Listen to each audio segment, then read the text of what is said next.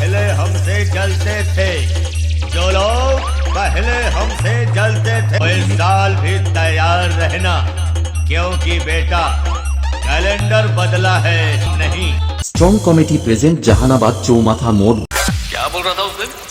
मुझसे 600 किलोमीटर की दूरी पर है, इसलिए बहादुरी दिखा रहा है।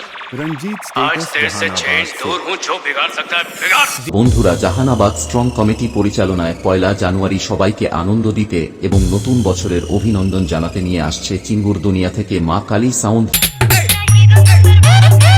रंजीत स्टेटस जहानाबाद से।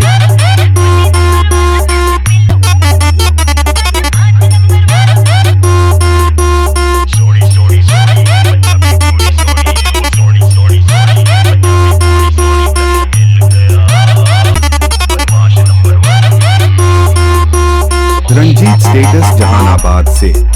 জাহানাবাদ স্ট্রং কমিটি পক্ষ থেকে সবাইকে হ্যাপি নিউ ইয়ার 2026।